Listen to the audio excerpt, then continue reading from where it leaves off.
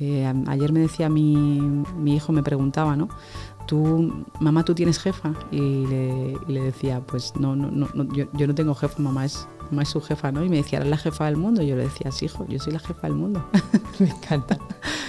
Porque al final yo quiero que vivan eso, ¿no? O sea, tú coge tu propio volante. Siempre me ha molestado mucho el machismo. Siempre me ha molestado muchísimo. Ahora tengo 40 y me molesta mucho más que muchísimo. Ahora ya no es un calambre. Ya no es un calambre, ahora lo digo abiertamente todo el rato cada vez que alguien me deja un micro. Que el verdadero empoderamiento es el poder económico. Es decir, por supuesto que lo que yo hago, la psicoeducación, es súper importante, ¿no? Pero hay una base de la pirámide de Maslow, que es el tener las necesidades fisiológicas cubiertas, el tú tener la llave de tu propio piso y pues creo que es muy importante que las mujeres entendamos esto desde el principio, nos quitemos la vergüenza, ¿no? Y empecemos a participar en conversaciones como esta.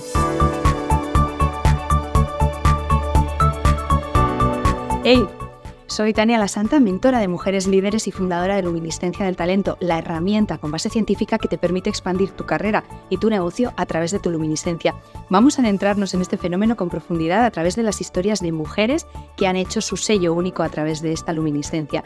Te dejo disfrutando de este episodio. Bienvenida a un nuevo episodio de Luminiscencia del Talento. Estamos en ya nuestra casa en Google for Startups Campus en Madrid y estamos hoy con una mujer luminiscente que es escritora de ficción y no ficción, es psicóloga. Ella es psicóloga especializada en coaching y psicología narrativa, es formadora y conferenciante en empoderamiento femenino y en desarrollo personal con perspectiva de género. Y es un honor, de verdad, dar la bienvenida a María Fornet. Gracias, muchísimas gracias, Tania. Un honor estar aquí. Me hace muchísima ilusión y además me parece que tu historia es apasionante. Aquí nos centramos en estudiar el fenómeno de la luminiscencia del talento y cómo los distintos detonadores que te van sucediendo a lo largo de la vida te van llevando hasta ella. Y me parecía muy curioso al ver tu presentación que escritora va ahora por delante de psicóloga, ¿no? ¿Cómo es para una mujer que el título de psicología, la experiencia en psicología, pues le avala hoy por sus estudios y por su experiencia, que su luminiscencia como escritora le haya dado el salto a esta otra? Wow, es que es verdad que yo he tardado muchísimo tiempo en hacer eso, Tania. Me llamó la atención que te hayas dado cuenta, porque ha sido un proceso pues casi identitario, ¿no? Ha sido una búsqueda y un atreverse a autocoronarse, porque al final llamarse a sí misma escritora es básicamente eso. O sea, yo he tardado 7 libros en atreverme a... 7 libros, sí, wow. En atreverme a decir que soy escritora antes que psicóloga. Yo creo que también es un poco herencia de la titulitis. Creo que es un poco herencia de esas etiquetas que nos ponemos muy jóvenes y que, como dicen, nos avalan, nos proporcionan cierto estatus social, le dan cierto peso a nuestras ideas, a nuestro discurso, y da mucho miedo dejar eso atrás, ¿no? Y bueno, porque también el ser psicóloga, a lo mejor no sé si ocurre con todas las profesiones, pero desde luego ocurre mucho con la psicología, se convierte pues eso también casi en una identidad, ¿no? Es algo que tú llevas contigo pues casi desde pequeña. O sea, tú estudias psicología, pero siempre has sido la ayudadora, ¿no? Siempre es algo que has llevado contigo siempre. Y haberme decidido a poner escritora antes que psicóloga, la verdad es que ha sido complicado, pero ha sido súper liberador, súper liberador. Has hablado de esa María niña que ya era ayudadora. Tú tuviste muy claro tu paso, ¿no? de estudios hasta elegir la psicología, ¿o dudaste ahí ya?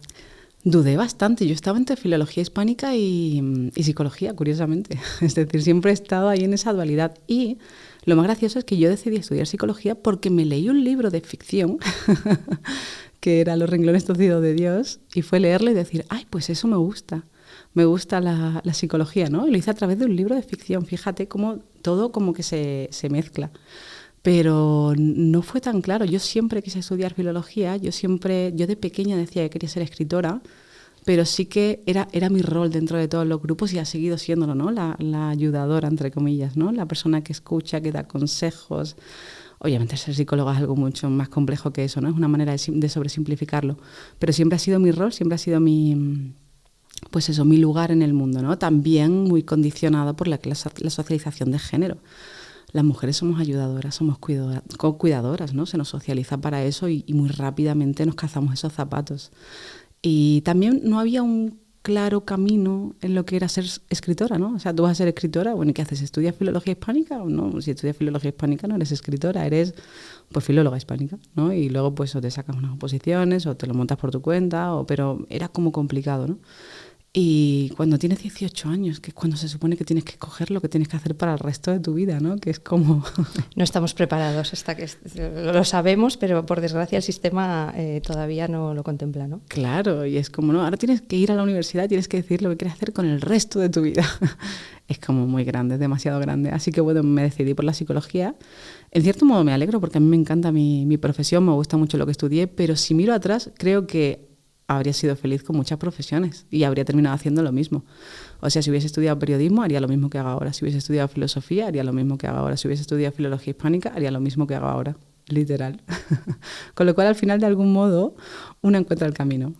Decías en una de las múltiples cosas que he leído que tu camino hasta encontrarte no ha sido fácil. Decías, soy una mujer que ha tardado mucho en encontrarse y a quien la psicología y la escritura le han salvado bastante literalmente la vida. Sí, bastante literalmente. Es decir, yo tardé mucho tiempo en averiguar qué quería hacer con mi vida, ¿no? Yo salí de la carrera, yo dejé la carrera 3 veces. Yo tardé casi 10 años en licenciarme. Para nada fui una estudiante modelo, o sea, en mi casa había muchísimos problemas, mi padre estaba enfermo, tuvimos una adolescencia muy complicada, tuve una adolescencia muy complicada, una infancia muy complicada. Dejé la carrera muchas veces, no tenía para nada claro que lo mío fuese la psicología. Y al final dije, venga, vale, me licencio, voy a sacarme la carrera porque algo hay que hacer, ¿no? Me saqué la carrera en plan, venga, sácatela ya. Me saqué casi 3 cursos en uno al final por decir, venga, licenciate. Pues licenciate una vez. Yo hice licenciatura en aquella época, ¿no? Y bueno, y cuando lo dejé, pues, o sea, cuando me licencié, pues dije, ¿qué hace una psicóloga? Pues tengo que estudiar oposiciones. Ya ves, o sea, no puede estar más lejos de lo que yo soy, de lo que hago ahora. Pero es lo que pensé que tenía que hacer. Entonces yo me presenté a las oposiciones de psicología clínica y por suerte no las saqué. Por suerte no las saqué. No quedé mal, pero no las saqué. Entonces dije, ¿qué hago? Me vuelvo a presentar con todos mis compañeros que se volvían a presentar. Y mi marido y yo, que en aquel entonces era mi novio, por aquella época vivíamos en Granada, estábamos pensando qué hacemos con nuestra vida, ¿no? El panorama de España en aquella época no era... pues muy positivo y dijimos, ¿y si nos vamos? Si nos vamos un tiempo de España y vemos qué podemos hacer fuera, ¿no? Vemos si hay más mundo. Y nos fuimos a Inglaterra, nos fuimos a Londres. Mi hermana vivía en Londres por aquella época, nos acogieron en su casa durante unos meses. Y bueno, yo empecé a trabajar pues en cualquier cosa, o sea, básicamente poniendo porridge en la City y sirviendo cafés y sin hablar ni papa de inglés, básicamente. Y así empezamos. Y nada, en poco tiempo, la verdad, pues poco a poco empecé a hacer voluntariados, empecé a trabajar con mujeres y ahí dije, esto es lo mío.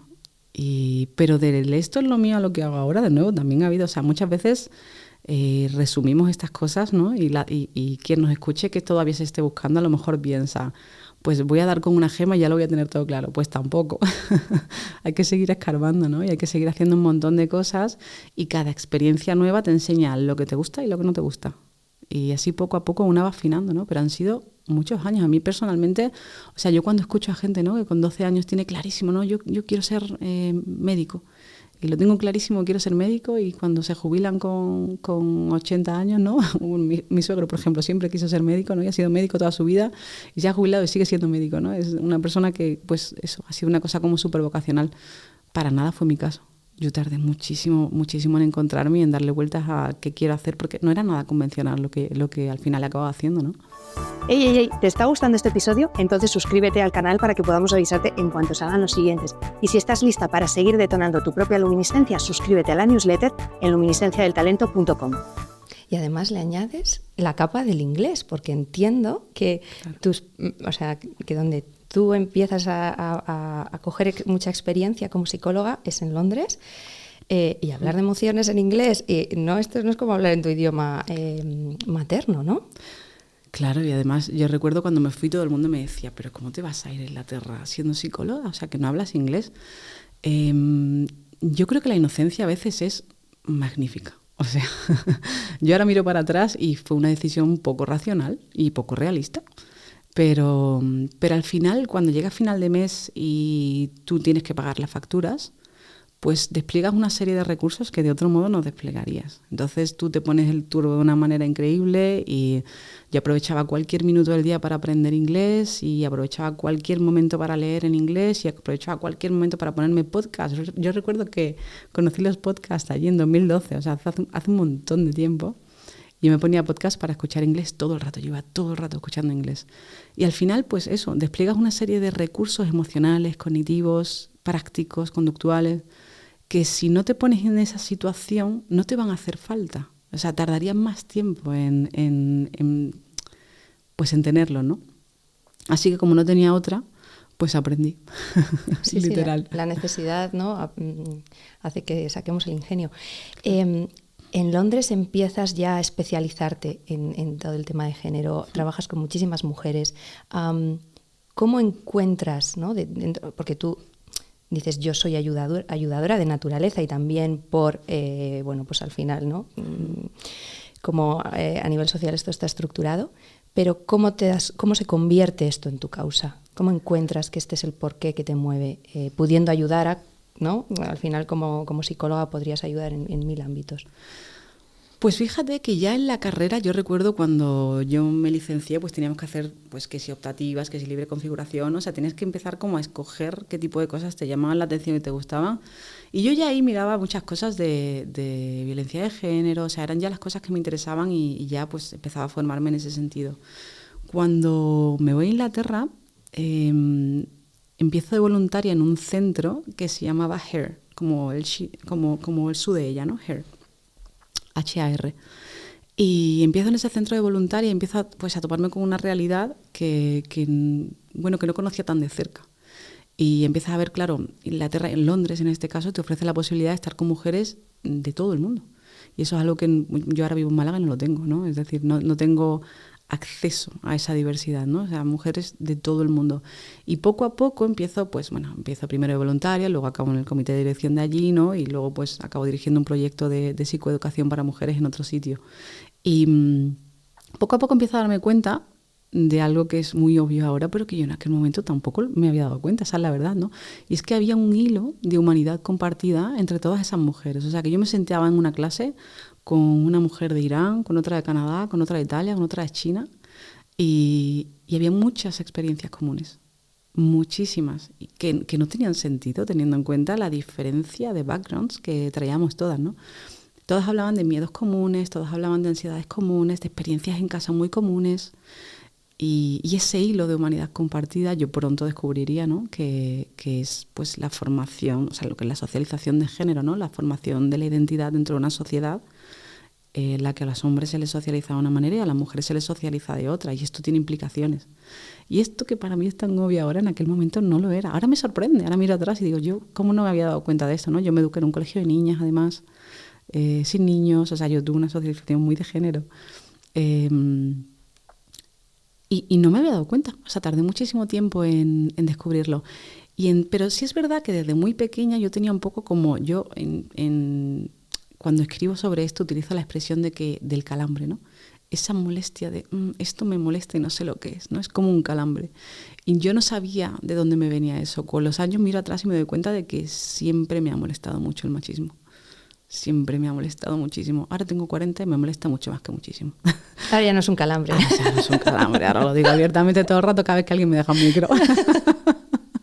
¿Sabes? Y dedico mi vida a quejarme de eso y a buscarle soluciones, no solo a quejarme, ¿no? Y a intentar que nos demos cuenta de que eso está ahí. Pero en aquel momento yo no me daba cuenta, esa es la realidad. Y fue, pues eso, la suerte de poder sentarme con mujeres de todos los sitios del mundo y decir, uy, aquí hay algo que nos une. Y es ese hilo de humanidad compartida que es la experiencia universal de ser mujer en un mundo patriarcal. Y entonces es cuando sientes que a esto es lo que has de dedicar, ¿no? Sí. Tus formatos, sean sí. los que sean y los que se abran a partir de ese momento. Sí. De algún modo, bueno, ahí escribo Feminismo Terapéutico, que es el primer libro que publico. Que lo tenemos aquí. Sí. Con Editorial Urano y sí. Que recomendamos a quien no lo haya leído que vayan a buscarlo porque vais a quedaros con ganas de más, seguro. Pues ahí escribo feminismo terapéutico y curiosamente yo no lo quería llamar feminismo terapéutico. Yo no quería utilizar la palabra feminismo. O sea, fíjate la evolución. Yo no quería utilizarla porque pensaba que a lo mejor había gente que se ofendía o que le sentaba mal. Ese es mi nivel de evolución en 10 años. Es decir, yo cuando hablo con adolescentes de 15 años, ¿no?, que están ya totalmente deconstruidas y vienen ya, yo digo, jo, es que yo para nada, o sea, me lleváis muchísima ventaja, yo he tardado muchísimo tiempo. Y claro, pues desde que me di cuenta de que mi vida tenía que estar en eso, ¿no? Es decir, yo cuando escribí el libro Feminismo Terapéutico, al principio yo decía, o sea, no tenía título, pero iba sobre esto, obviamente, ¿no? Y recuerdo que al principio, ya te digo, me planteé muy mucho, yo decía, ¿cómo lo puedo llamar? Yo realmente, aquí lo que estoy hablando es de psicología con perspectiva de género y es psicología que puede ayudar a mujeres, o sea, daba 50 vueltas alrededor de él. Para no llamarlo por su nombre. Para no llamarlo por su nombre, básicamente. Y a partir de ahí me he dado cuenta de que todo lo que hago es lo mismo, pero en diferentes formatos. O sea, si saco un programa de psicoeducación, es lo mismo, pero en otro formato. Si escribo ficción, que también soy novelista, es lo mismo, pero en otro formato. Es decir, todo lo que hago, porque al final son mis valores, es lo que más me importa. O sea, es algo que no puedo dejar de ver, es algo que me genera mucha rumia. O sea, es algo que estoy permanentemente masticando, es sobre lo que más leo, es lo que más consumo, es sobre lo que más hablo, con lo cual es el filtro desde el que veo el mundo. Y ahora tengo una pregunta para ti. ¿Lideras tu propio negocio? Entonces te espero en tanialasanta.com para recibir mentoría estratégica que te ayude a alcanzar el posicionamiento y la facturación que tu negocio merece. Este primer libro, antes de que pasemos como a lo siguiente en tu hilo de luminiscencia, ¿Cómo surge? ¿Cómo te das el permiso de decir, vale, soy psicóloga, pero voy a escribir, ¿no?, este primer libro? Pues fíjate, yo he sido gran consumidora de autoayuda desde siempre. A mí me gusta muchísimo la autoayuda. Mi profesión tiene como muy mala fama, todo lo que sea el desarrollo personal, la autoayuda, y a mí siempre me ha encantado. Me ha encantado. De hecho, cuando yo fui a Inglaterra me especialicé en coaching. Y de nuevo, eso es algo que está como súper mal visto en mi profesión, pero yo siempre he creído mucho en todo el campo del desarrollo personal y me sigue encantando. Y siempre he tenido como cero shame, ¿no? Con eso tenía nada, cero vergüenza. Yo siempre he dicho que al final la autoayuda, pero si es que al final quien te ayuda eres tú. O sea, tú lo llamas como quieras, pero al final quien te ayuda eres tú. Y a mí personalmente me gustaba muchísimo leer pues autores y autoras de autoayuda y me habían ayudado mucho a ganar claridad en mi vida, a darme fuerza, motivación y yo me daba cuenta de que quería escribir algo así, ¿vale? Yo quería escribir algo así, pero como te digo, desde mi voz de psicóloga me daba un poco de miedo, ¿no? Yo pensaba que tenía que escribir algo como mucho más académico.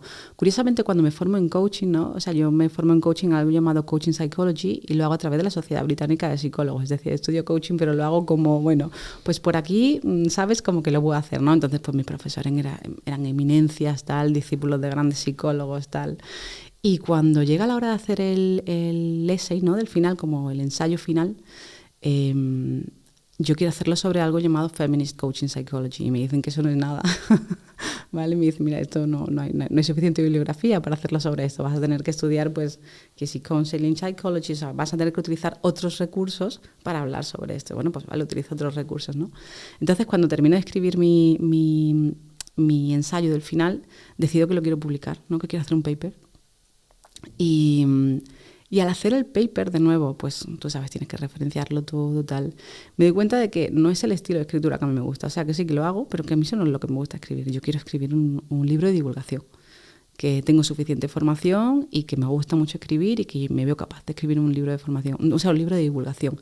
Un libro que de verdad llega a las mujeres, porque escribir a los psicólogos está muy bien, pero que nosotros ya tenemos acceso a todo ese tipo de materiales, ¿no? Que lo que hace falta es otro tipo de libros. Y así surge el feminismo terapéutico, de la idea de, yo creo que puedo escribir algo que nos ayude a entender cómo hemos sido construidas, todas las limitaciones que eso nos ha impuesto, de dónde viene ese calambre, de dónde viene esa rabia, articular esa molestia, a darte cuenta de que muchos de los síntomas que hemos atribuido al individuo pertenecen realmente al contexto y que eso es increíblemente liberador. Me encanta que la palabra liberador está como muy presente ya a lo largo de esta historia. Y entiendo también que el resto de capítulos que vienen a partir de aquí va de seguir liberando, ¿no? De Londres vuelves a España, empieza una nueva etapa en tu vida, que es la maternidad, y esto tiene como un claro impacto en tu carrera profesional. Cuéntanos cómo vives esa primera y esa segunda maternidad y el cambio de dirección, ¿no? entre esta escritora y psicóloga que van desde que naces, ¿no? Como pidiéndose paso una a la otra. Sí. Fíjate que cuando yo vivía en Inglaterra, al final a lo que yo me dedicaba era dirección. O sea, yo me dedicaba a dirección de un proyecto de psicoeducación y era training manager. O sea, me dedicaba a generar recursos de formación y luego pues daba muchas charlas y daba muchas clases y demás. Y trabajaba con mujeres, trabajaba pues hablando de abuso, trabajaba con madres fundamentalmente cuyos niños habían sufrido abuso, niñas y niños habían sufrido abuso sexual infantil. Y todo esto tenía una gran temática de género detrás, porque en la mayoría de las ocasiones pues hablábamos de padres, abuelos, primos. Cuando me vengo a España, cuando me quedo embarazada en Inglaterra, me doy cuenta de que, yo ya desde el primer día que empecé a hacer eso me di cuenta de que lo iba a hacer un tiempo, pero de que eso no es lo que yo quería hacer toda mi vida, ¿no?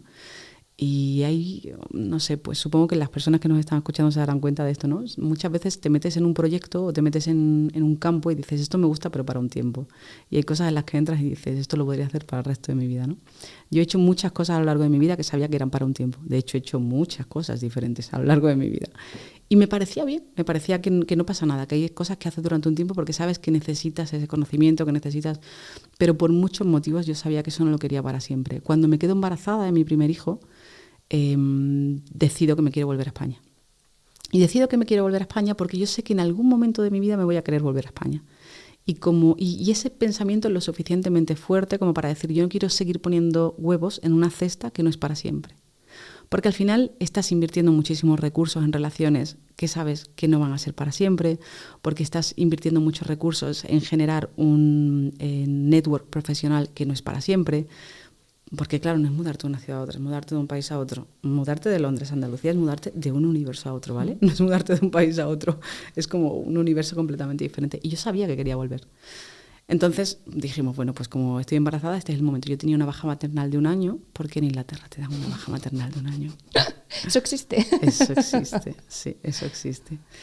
Entonces yo cojo mi baja maternal de 1 año y les pregunto si la puedo coger desde cualquier sitio mientras pienso qué es lo que voy a hacer, porque no lo sé. Me dicen que sí, que la puedo coger desde cualquier sitio, y entonces en ese momento mi marido pues dice, venga, pues voy a intentar conseguir un proyecto. Él consigue un proyecto de 1 año. Nos volvemos a Andalucía, nos venimos a Málaga, y en Málaga el primer año no sabemos si nos vamos a volver o no nos vamos a volver. Y de hecho yo a mi hijo, desde que nació, le hablo en inglés por si acaso no volvemos. De hecho todavía le sigo hablando en inglés porque ya dije, bueno, ya habla inglés, pues ya le sigo hablando en inglés, ¿no? Para que no pase lo que tuve que pasar yo.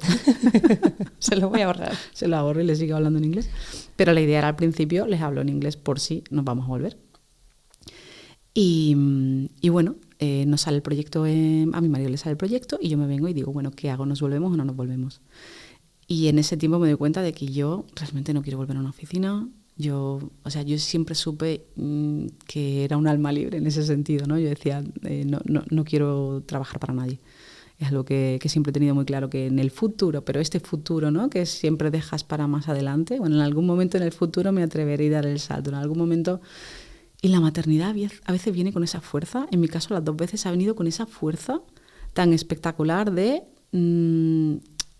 esto es muy corto, ¿sabes? O sea, hay muy poco tiempo aquí, voy a hacer lo que yo quiero hacer. Es que tengo muy poco tiempo. Y cuando la gente me dice, disfrútalos porque son muy pequeños, ¿no? Yo tengo 2 hijos ahora y todo el mundo me dice, disfrútalos. Yo siempre digo, no me lo digáis, yo soy dolorosamente consciente de lo corto que es todo. Soy dolorosamente consciente desde siempre. Y a mí eso me ha dado mucho impulso, ¿no? Cuando me vine a Málaga decidí que iba a emprender, que quería perseguir el tipo de vida que quería tener. Monté mi proyecto de psicoeducación y lo primero que hice fue pues hacer lo que ya hacía, ¿no? Es decir, montar un proyecto. Yo seguía escribiendo pues libros de ficción y libros de no ficción por aquella época, Pero monté un proyecto alrededor de lo que yo sabía hacer, que es psicoeducación. Es decir, pues a base de dar talleres y de dar charlas y conferencias y de generar un programa, que lo generé en aquella época, se llamaba El Faro, Guía para trazar un plan de vida, que era pues un programa basado en coaching con perspectiva de género. Bueno, yo acompañaba a mujeres a decidir quién soy yo, qué quiero hacer con mi vida, ¿no? Que es un programa que sigue, de hecho, y cómo genero un plan, ¿no? para que eso sea realidad. Que era un poco también mi propia experiencia de vida. Entonces, bueno, monto el proyecto, desde el principio funciona muy, muy bien, esa es la realidad. Yo le había dado muchas vueltas, le había puesto muchísima estrategia, había estudiado muchísimo antes de ponerlo en pie y el proyecto funciona muy bien. Pero es verdad que eso, como dices, han sido años de intentar compaginar las dos carreras. Desde que yo saqué aquello, pues bueno, mi primera maternidad, que bueno, cuando decimos maternidad no somos conscientes de la palabra tan grande que es, ¿no? Maternidad implica embarazo, parto, posparto, lactancia, hormonas, vida al revés, no dormir, ¿vale? O sea, eso es una cosa enorme. Entonces, pues eso 2 veces y bueno, intentando llevar un proyecto que, como digo, pues por suerte fue muy exitoso, pero a veces el que las cosas sean exitosas vienen con una deliciosa carga de trabajo que te pueden enterrar. O sea, que más vale que te organices, porque yo el primer año de mi hijo lo viví, bueno, el segundo en este caso, que es cuando ya empecé con el proyecto, lo viví con taquicardia. O sea, era como, tenía muchísimo trabajo, yo nunca me esperé que me fuera a ir tan bien. Y dije, esto tiene que cambiar porque no podía llevar los 2 proyectos a la vez. O sea, yo quería que mi carrera literaria creciera y que mi carrera como psicóloga, como psicóloga con perspectiva de género creciera. Y no encontraba la manera de hacer las 2 cosas a la vez. Y ahí, con el segundo embarazo, es cuando tomé la decisión de, bueno, pues ahora que de nuevo te vuelve a venir esa fuerza, ¿no? O sea, a mí los hijos me han traído como muchísima claridad, ¿no? Como, oye, si quieres hacer algo, hazlo. Porque si no te vas a pegar todo. O sea, esa serie de arrepentimientos, ¿no? Que una siempre piensa, en un momento dado voy a mirar atrás en la vida y me voy a arrepentir de rellenar este hueco, ¿no? Todo el mundo tiene algo ahí. Pues vale, pues busca la manera y hazlo. Igual no puedes, ¿eh? O sea, igual no todo lo que uno quiera hacer en la vida puede hacerlo. Pero ¿y sí? ¿Y si puedes? ¿Y si existiese un camino? ¿Y si hay una estrategia? ¿Y si son limitaciones mentales? Y ese discurso, ese diálogo solo lo puede hacer una con una misma, ¿no? O sea, la gente te va a decir, no haces las cosas porque no quieres. Bueno, no lo sabes. Cada una tiene que mirarse a sí misma y decir, ¿hay algo que yo pueda hacer? Y ese fue el diálogo que yo tuve en mi segundo embarazo. O sea, tener un embarazo y un posparto como emprendedora / autónoma no es lo mismo. O sea, yo estaba hasta aquí, ¿no? Yo decía, Dios mío, es que no llevo a todo. Tengo que cambiar el modelo porque quiero seguir escribiendo, no quiero dejar mi carrera como escritora, lo tenía clarísimo. Y de ahí surge todo lo que ha venido después, el decir, bueno, pues me voy a dedicar a escribir, pero de nuevo, a eso hay que ponerle mucha estrategia. Yo creo que hay mucha estrategia detrás de todo lo que haces, en el sentido de que siempre creo que has sido muy honesta en decir, yo he invertido mucho tiempo, mucho dinero en formarme para aprender en cada etapa de mi vida lo que quería hacer, cómo poder hacerlo. Y he aprendido de otras personas, ¿no?, que lo han hecho o que son referentes para mí de cómo esto es posible. Y de hecho hay una frase que me gusta mucho que dices, que es, no puedes vivir de lo que no crees que puedes vivir. Y cómo para ti ha sido el paso previo, ¿no?, a darte el permiso, primero el pensar que eso podía ser posible en cada uno de estos cambios de luminiscencia que has ido dando. Sí. Primero tienes que encontrar a alguien que lo haya hecho. O sea, esa persona te confirma, pues esto se puede hacer. Igual no exactamente igual que como tú lo quieres hacer, pero ahí hay un camino, ¿no? Si alguien lo ha hecho antes que yo, es que se puede hacer, ¿no? Pero ¿cuántas veces escuchamos, es que no se puede vivir de la escritura? Es que no se puede vivir de la escritura, es que no se puede vivir de la escritura. Es que llega un momento en el que te lo crees, claro. ¿Qué ocurre? Que el sistema tradicional de publicación es un sistema muy complicado. Es decir, las editoriales te dan anticipos pequeños, vivimos en un mundo en el que si no tienes 1 millón de seguidores en redes sociales, todo se te complica, todo, literalmente. Ahora se mira muchísimo más eso que cualquier otra cosa, lo cual es muy que si loco. Escribes bien. Claro, que si escribes bien, tan básico como eso. Antes, pues ese sello de calidad que te ponían las editoriales, ¿no? Porque te ha publicado una editorial, ahora, bueno, pues es que publican a cualquiera, ¿sabes? Y a gente que escribe muy bien no los publican, ¿sabes? Entonces, todo eso hay que replanteárselo y ahí hay que hacer pues también mucho trabajo mental. Yo, como dices, tanto cuando saqué mi proyecto de psicoeducación, como ahora que he hecho el cambio más a escritura, me he invertido muchos miles de euros en formación. Muchos miles de euros en... Además, te digo más, yo soy la persona que veo a alguien que hace algo, le escribo y le digo, ¿te puedo pagar una consultoría? Eso lo he hecho en muchas ocasiones. Me gusta mucho preguntarle a la gente, oye, ¿tú cómo has llegado a esto? ¿Tú cómo...? O sea, y si te pago 1 hora o te pago 1 hora y media sentándome contigo y preguntándote, ¿no? Pues eso, ¿cómo te dedicas a esto? Quiero que me lo cuentes todo. ¿Vale? Y te voy a preguntar cuánto ganas, te voy a preguntar cuánto ganabas el primer mes y te voy a preguntar... Y la mayoría de la gente te dice sí. O sea, yo ese es el mejor consejo que le puedo dar a cualquiera. Yo he hecho muchísimas consultorías, o sea, he pagado muchísimas consultorías, he pagado muchísimos cursos, me he metido en muchísimas formaciones para preguntar cómo te dedicas a lo que te dedicas y qué podría yo aprender de esto, ¿no? Siempre desde el prisma del coge lo que te sirve y deja lo demás, porque nadie tiene exactamente la misma carrera que tú quieres. O sea, yo, por ejemplo, he hecho muchísimos cursos en autopublicación, por ejemplo, y yo no tengo una carrera autopublicada tradicional. Yo publico mucho con editorial también y ahora tengo pues Substack, tengo una newsletter de pago, o sea, hago muchas cosas diferentes, pero, o sea, móntatelo por tu cuenta, móntatelo a tu manera, pero aprende de la gente que ya sabe hacerlo. Sí, porque has cogido otros ingredientes hasta hacer tu propia receta. Me gusta mucho esto que has dicho de que preguntas claramente, oye, ¿cuánto realmente podría estar ganando si hago esto? ¿Cuándo podría ir por aquí? Y también has sido muy clara, yo creo, en tu comunicación con tu comunidad diciendo, cierro ahora, en 2023 tomo la decisión de cerrar claro, tú hablas de proyecto y hablas de ti, de tu trayectoria, de una manera muy humilde, pero en realidad es un negocio, es una empresa que factura más de 6 cifras, ¿no? Para darte el permiso para que tu yo escritora tome la delantera a esa yo psicóloga. ¿Cómo es ese duelo? Porque para ti la psicología es algo que te encanta, entonces... como bien dices, no tienes 2 vidas, ¿no?, para ser las 2 cosas. ¿Cómo es ese duelo? ¿Cómo es soltar algo que funciona muy bien, que tiene ese éxito, para pasar a algo en lo que no tienes certeza, para lo que el sistema no apoya y tienes que volver a construirte, no desde cero, porque es una trayectoria, pero no con ese soporte, ¿no?, que te da tener un modelo de negocio como el que ya tenías rodado? Pues a ver, yo creo que hay que ser muy sincera aquí, da mucho miedo. O sea, el creer que se te van a quitar ese tipo de miedos, o sea, si uno está esperando a que deje de darle miedo, pues no va a ocurrir, ¿no? Y de nuevo, yo nunca jamás aconsejaría a nadie a que dé un salto al vacío. Yo todo lo hago con estrategia.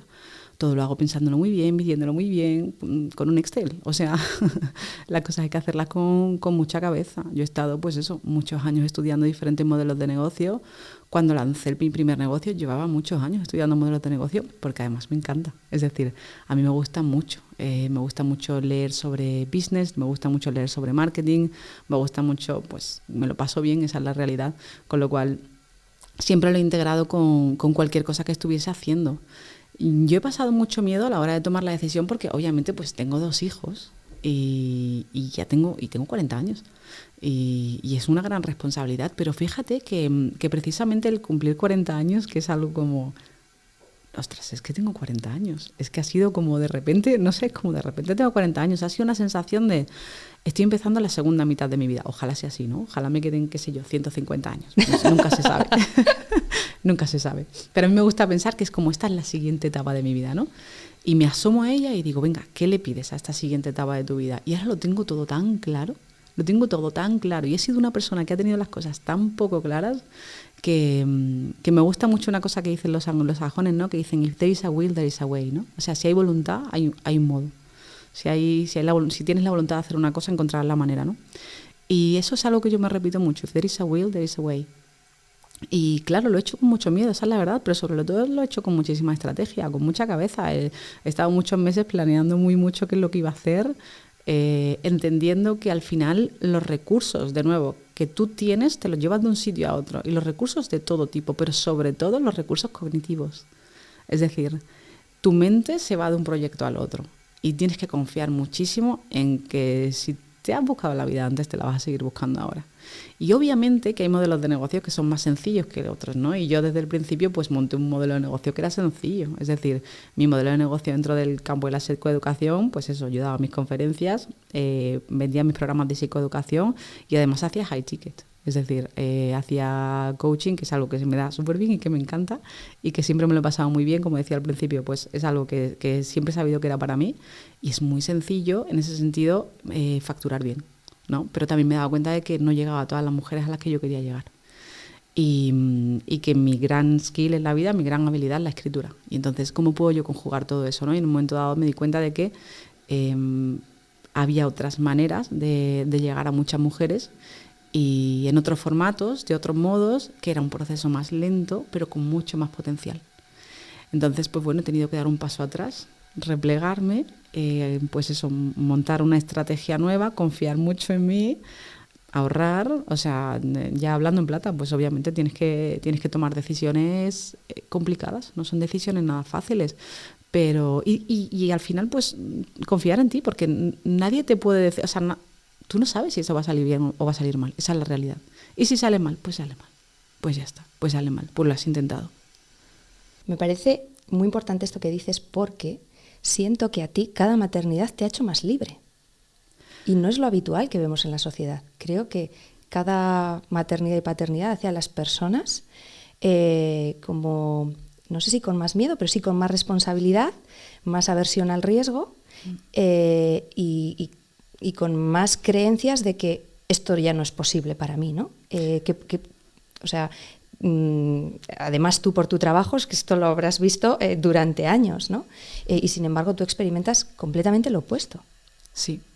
Completamente lo opuesto. Y tiene sentido, ¿eh? También el volverse más conservador, yo lo entiendo perfectamente. Es decir, no hay juicio, es lógico. Realmente el ser madre o el ser padre viene con una carga de responsabilidades y con un saco de miedos del que una nunca hubiese sido consciente, ¿no? Viene con una cantidad de miedos espectacular, pero también viene con mucha fuerza. O sea, si una entiende de dónde viene ese miedo, que es del amor más loco que haya sentido nunca, y una se da cuenta de lo importante que es ser un buen modelo para sus hijas, para sus hijos. Y no sé, yo veo a mis hijos y también pienso, es que no te voy a decir que lo hago por ellos, porque te mentiría, lo hago por mí. Lo hago por mí, porque esta es la vida que yo quiero tener y porque yo me doy cuenta del potencial de la vida que les quiero dar y porque yo sé lo que quiero dejar en el mundo y porque yo pienso esto es para lo que yo valgo y esto es lo que yo quiero hacer. Y además me da una vida muy bonita con ellos, que esa es la otra parte, ¿no? Es decir, todo esto se conjuga dentro de un lifestyle que para mí también es muy importante. O sea, yo siempre he tenido claro que quiero estar cerca de ellos y que hay maneras para hacerlo y que se pueden buscar esas maneras para estar cerca de ellos, ¿no? Y, de nuevo, siempre lo digo, ¿no? Pues no para todo el mundo, obviamente, pero para un porcentaje de personas sí. Y ya está en ti el que tú quieras perseguir y asumir esos riesgos o no. Yo quería asumirlos y hoy por hoy me alegro. Es decir, a mí mis hijos me dan muchísima fuerza. O sea, me dan muchísima fuerza para hacer todo lo que hago. Creo que ojalá pueda criarlos en esa libertad, ¿no? En el descubre qué es lo que quieres hacer con tu vida, atrévete a equivocarte, toma decisiones arriesgadas, cuida de ti mismo, porque al final sé una persona independiente, asume tus propios riesgos y tus propias consecuencias. Nadie va a estar detrás tuya diciéndote, ¿sabes? Yo siempre estaré aquí, por supuesto, pero al final tú eres dueño de tu vida, ¿no? Ayer me decía mi hijo, me preguntaba, ¿no? Mamá, ¿tú tienes jefa? Y le decía, pues no, yo no tengo jefa, mamá es su jefa, ¿no? Y me decía, ¿eres la jefa del mundo? Y yo le decía, sí, hijo, yo soy la jefa del mundo.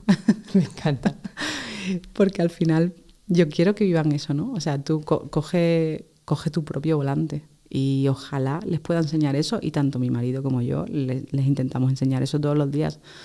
Coge tu propio volante, toma tus propias decisiones. O sea, tiene 5 años y 1 año y medio, ¿vale? Que ya te imaginas todavía, pues bueno, pues su entendimiento de todo esto es muy limitado. Pero también es cierto que yo he visto a mis padres emprender. Mis padres, los dos eran emprendedores. Ahora mi madre pues está jubilada, mi padre murió. Pero los dos eran personas a las que les gustaba mucho. O sea, yo me sentaba en el salón con ellos de pequeño, nosotros somos 5 hermanos, y ellos hablaban abiertamente todo el rato de sus proyectos.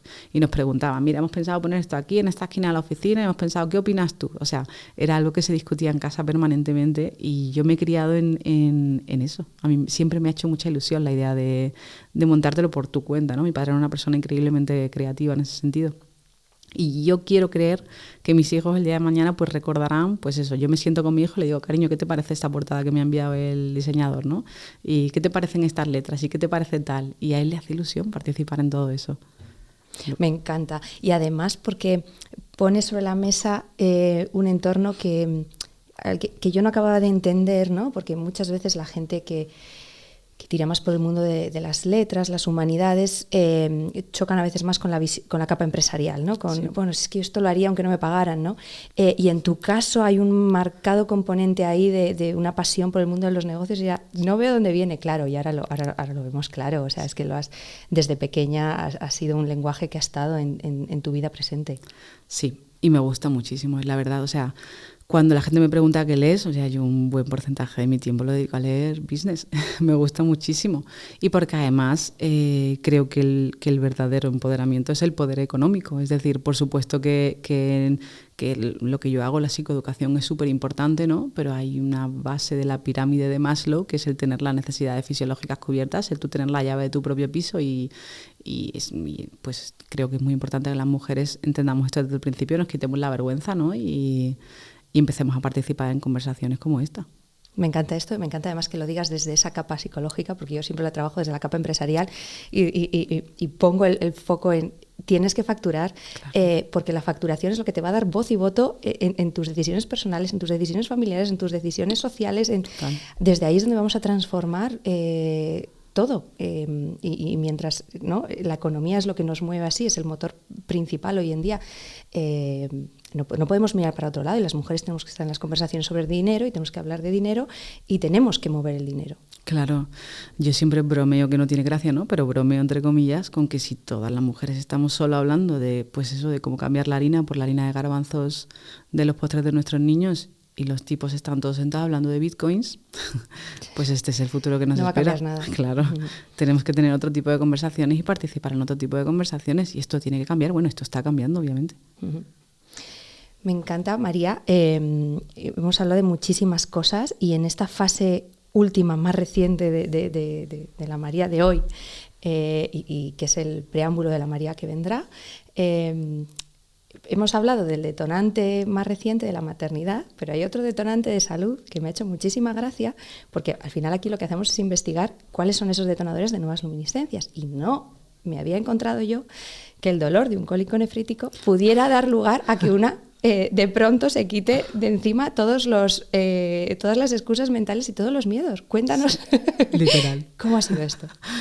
Bueno, es que seguramente alguna de las personas que nos escucha hoy ha tenido un cólico nefrítico y a quien, bueno, yo no se lo deseo ni a mi peor enemigo, te lo aseguro. O sea, yo no tenía, bueno, y además diré que a mi segundo hijo, que yo di a luz sin epidural, o sea, que de verdad comparto todo el montón, pero lo del cólico nefrítico es como, no sé, fue el dolor más grande de mi vida. ¿Y sabes por qué también? Porque al final con el parto, yo pues había hecho el hipnoparto, me había preparado para el dolor, tú estás como, bueno, pues te estás medianamente preparada para decir si todo sale bien, porque ojo, a veces que las cosas no salen bien, pero si todo sale bien, esta es la expectativa de lo que va a ocurrir.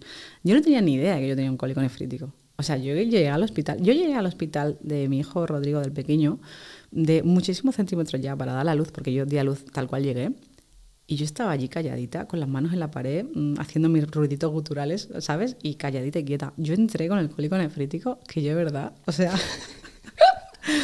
yo era para verme, ¿vale? Yo entré en plan, oye, que me estoy muriendo, ¿vale? O sea, algo se me ha estallado por dentro, yo no sé lo que me pasa, tengo el dolor más grande de mi vida, ¿vale? Me moría del dolor. Y fíjate cómo sería que el auxiliar que me atendió le dijo a la compañera, esta viene con un cólico. O sea, supo directamente lo que me pasaba por cómo yo me iba agarrando, por las partes que me tocaba, por el dolor, era un dolor muy grande, ¿vale? Yo al día siguiente, o sea, en ese momento me pusieron fentanilo, ¿vale? Imagínate, que por cierto les dije, ¿qué me habéis puesto? Quitarme esto, que esto me está dando un viaje terrible, ¿vale? Yo no aguanto nada, o sea, a mí me cuesta trabajo, yo no tomo ni café, ¿vale? Y ni vino, o sea, yo todo lo que me cambia un poquito el estado es como, no, esto no es para mí, o sea, me intentaron dormir porque ese dolor es espectacular. Al día siguiente, cuando yo estoy ya en casa, ¿no? Ya he pasado el susto y tal, yo me siento y le digo a mi marido, algo tiene que cambiar, o sea, yo ayer de verdad, yo soy consciente de que solo tenía un cólico nefrítico, pero yo ayer te juro que creí que me moría, o sea, te lo prometo, yo en la puerta del hospital le dije a mi marido, llama a tu hermano, que es el que vive más cerca, llama a tu hermano, porque yo no sé qué me pasa. ¿Vale? O sea, en plan, yo no sé qué viene detrás de esto. Yo me di un susto espectacular, que luego, pues nada, un cólico nefrítico, echa la piedrecita y ya. Sí, pero Pero el me dio cólico una claridad organizó tus prioridades. por completo, por completo. El dolor te da una claridad muy espectacular. La enfermedad te trae una claridad muy espectacular en tu vida. Como decía al principio, yo por desgracia crecí con un padre enfermo. Mi padre tuvo un derrame cerebral cuando yo tenía 10 años, se quedó en silla de ruedas y estuvo en silla de ruedas hasta que yo tuve 26, que murió. Y en esos años el pobre pasó todo tipo de calvarios. Estuvo en cama durante muchísimos años, en silla de ruedas, estaba sondado, tuvo cáncer, o sea, le pasó básicamente de todo. Y de nuevo la enfermedad pone mucha claridad sobre la vida. Te das cuenta, lo que decía al principio, ¿no? Yo soy dolorosamente consciente de lo poco que dura todo. Es muy poquito tiempo. Y dije, ¿qué estás haciendo, María? Si tú esto es lo que quieres hacer, busca la manera. Llevas años, pues eso, invirtiendo, leyendo. Tienes varias carpetas con cómo lo harías todo. Hazlo ya. Déjate de rollos y hazlo ya. ¿Cuál es la estrategia? Busca la estrategia y ya. Y ya está, y lo hice. Y en 2 meses y medio lo había cerrado todo. Y dije, cambio todo, cambio la web, le doy la vuelta a todo, voy a hacerme un planning que cumpliré como pueda cumplir, porque bueno, los plannings tras la maternidad son flexibles. flexibles. Exacto, yo antes me proponía, hoy vas a escribir X palabras, ahora pues trabajo por semanas, por meses y ya está. Y he tardado unos meses en que la cosa pues como que se encauzara. Yo me dije a mí misma, me voy a dar 24 meses para ver si esto funciona. Y va a funcionar, tiene que funcionar. Este permiso te lo das teniendo ya 7 libros. Sí. Hasta entonces, no. ¿No? No, porque pues hablando claramente, a mí me gusta mucho hablar claramente, porque al final los libros son una parte de mis ingresos, pero el hecho de que yo tenga la vida que tengo responde más al proyecto empresarial que yo tengo montado. Sin embargo, ahora los libros de ficción también te abren un universo de posibilidades. Claro. Yo no sé, Netflix, cuándo va a llamar a tu puerta, o si ha llamado ya. María, cuéntanos aquí, ¿cómo es tu visión? Pues mira, ahora de grande, ahora que te la permites. Claro, al final, uno de los grandes motivos por los que me planteé de verdad cerrar el otro proyecto es porque cuando tú estás construyendo un camino, no estás construyendo el otro. Es decir, si tú estás construyendo una audiencia, no estás construyendo otra audiencia. ¿Vale? Si tú te pegas todo el día construyendo una audiencia de clientas no estás construyendo una audiencia de lectoras. Tan simple como eso, ¿vale? Entonces, yo sabía que yo lo que quería era conseguir lectoras. Ni seguidoras en redes, no. Yo lo que quiero son lectoras. Yo quiero mujeres a las que les interesen mis contenidos y consideres que mis contenidos les hacen bien. Es tan sencillo como eso, ¿no? Y esos contenidos vienen en diferentes formatos. Vienen en formatos de no ficción, que son ensayos de psicología con perspectiva feminista, autoayuda, o son mi saga de Santa Aurora, que es una saga de novelas de intriga doméstica en un barrio de lujo de la Costa del Sol, en el que cada protagonista pertenece a una villa, ¿no? Y cada una pues tiene su historia. Y yo sabía que me quería entregar a eso en los siguientes años. Yo quería dedicarme a escribir y cosechar lectoras, básicamente, el crecer esa masa de lectoras. Y como bien dices, pues cuando te pones a entregarte a todo eso, pues empiezan a abrir más puertas, ¿no? Ahora estamos persiguiendo el audiovisual en la saga de Santa Aurora. Todavía estamos en los primeros pasos, pero estamos ahí. Y con suerte pues ocurrirá algo y nunca se sabe, ¿no? Es lento, es increíblemente lento. Bueno, si la carrera literal es lenta, la carrera audiovisual es mucho más lenta, ¿no? Pero bueno, yo tengo muchísima esperanza de que vamos por el camino adecuado. Luego también, pues eso, una de las cosas que más me está ayudando es que tome la decisión de abrir Substack, que es como un espacio privado para lectoras que pagan como una suscripción mensual, que es mínima, pero claro, la idea es esa. La idea es cambiar del formato high ticket, pocas clientas, a un formato pues que se lo pueden permitir muchísimas más mujeres y que haya muchas lectoras. Es decir, mi objetivo en los siguientes 2 años es crecerlo, es conseguir llegar a cuantas más mujeres mejor, porque me hace mucha ilusión, porque creo de verdad que el mensaje es mucho más grande que mi marca o que yo, pero aún así tampoco quiero renunciar a tener una buena vida. Es decir, es cómo concilias todo eso, ¿no? Uh-huh. Así nace Punto de Inflexión, que es la newsletter que tiene una parte orgánica y otra parte de pago, uh-huh, donde pueden acceder a tu contenido y seguir creciendo contigo en el día a día.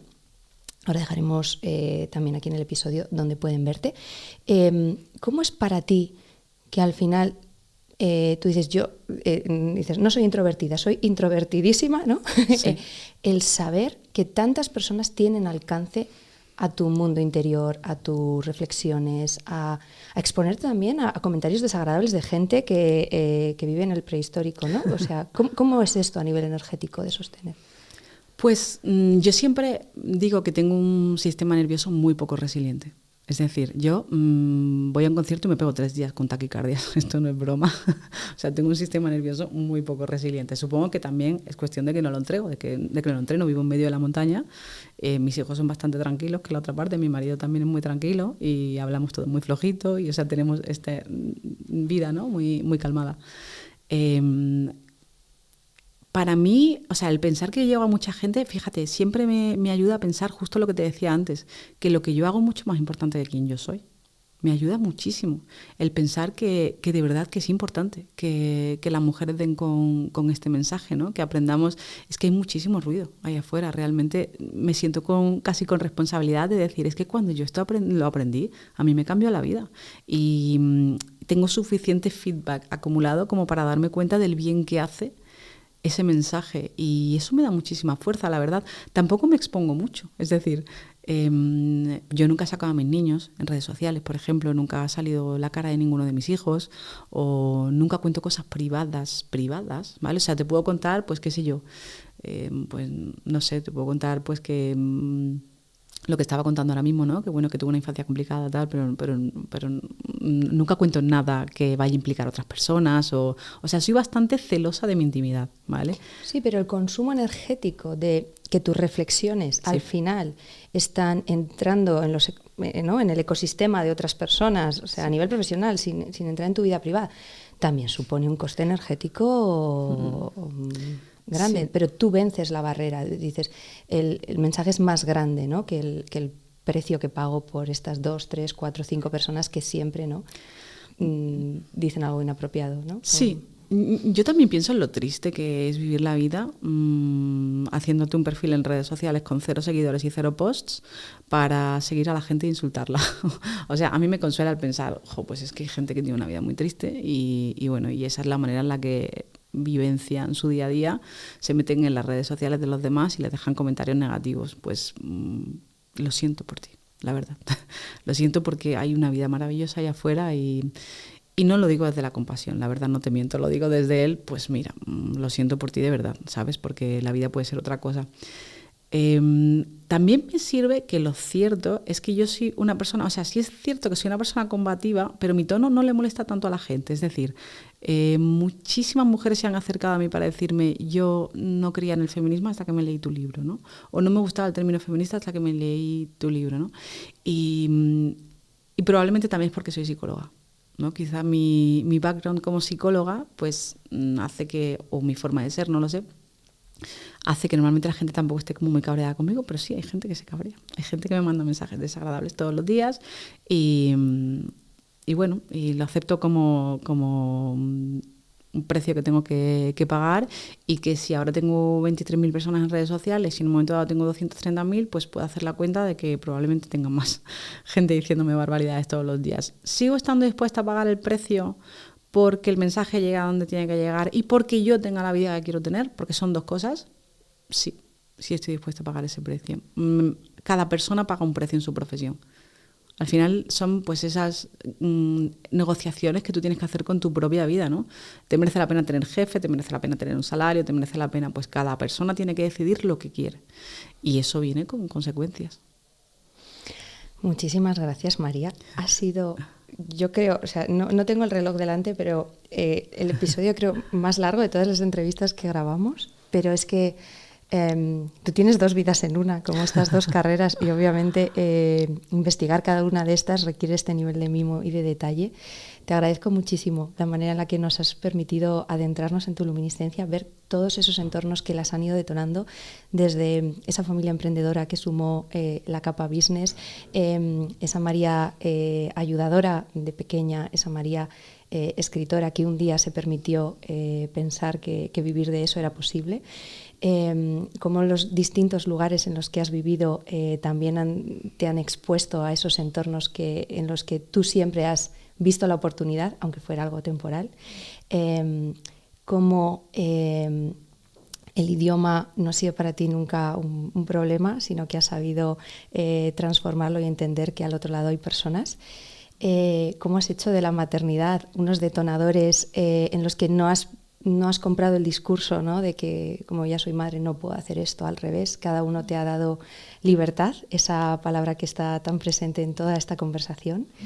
Cómo a través de tu historia abres camino a las de otras tantas mujeres. Como un cólico nefrítico, que es la primera vez que tenemos este detonante, puede hacerte reflexionar y darte esta claridad.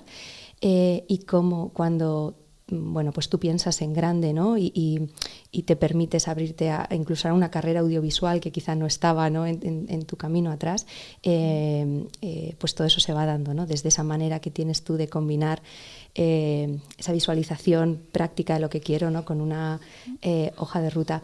Gracias por hablar de feminismo, de dinero, de tu parte personal sin atacar a lo privado. Gracias por compartirte así hoy. Y para quien quiera seguir compartiendo esta sabiduría que tú tienes, ¿dónde pueden escucharte y leerte? Pues la manera más fácil es ir a mi web, mariafornet.com. Siempre es el centro neurálgico de todo y bueno, cambiarán cosas seguro porque iré adaptándome, ¿no? Pero ese es el centro neurálgico, así que siempre es el mejor sitio al que acudir, www.mariafornet.com.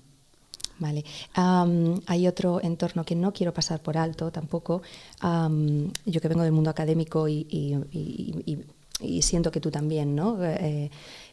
Salir de ahí, salir de cómo las cosas se supone que se deben hacer y abrir nuevos caminos es lo que hacemos a nivel personal, individual, cada uno de nosotros, y creo que nunca serán suficientes las historias, ¿no?, que evidencien esto, porque nos hacen falta más referencias. La tuya de hoy es una referencia como la copa de un pino, y me gustaría preguntarte a qué otra mujer luminiscente te gustaría que invitáramos a este espacio para disfrutar de su luminiscencia. ¿A qué otra mujer luminiscente? Déjame que piense. Pues fíjate, te puedo recomendar que me gusta muchísimo escucharla a Alba Valle, por ejemplo. No sé si la conoces. No la conozco, Alba Valle, de Loca Sabiduría. Ella habla sobre mindfulness y lo combina con terapias de tercera generación y además es una súper empresaria. O sea, tiene como pues todas estas luminiscencias, ¿no? Tiene como todas estas capas de cosas que tradicionalmente a lo mejor no hemos visto juntas o no estamos acostumbradas a ver juntas e incluso pensamos que no pueden mezclarse. Y bueno, Alba tiene ese discurso absolutamente articulado y no sé, una conciencia, una actitud, no sé, es fantástica. A mí me encanta escucharla, la verdad. Así que te recomiendo a Alba. Pues tomamos nota y espero que nos ayudes a conseguir traerla aquí. Sí. Muchísimas gracias, María. Espero haber sabido transmitírtelo a lo largo de esta conversación. Gracias también a Google for Startups por apoyar este espacio y este tipo de conversaciones tan necesarias, y gracias sobre todo a ti por estar aquí un episodio más. Nos vemos en el próximo. Gracias.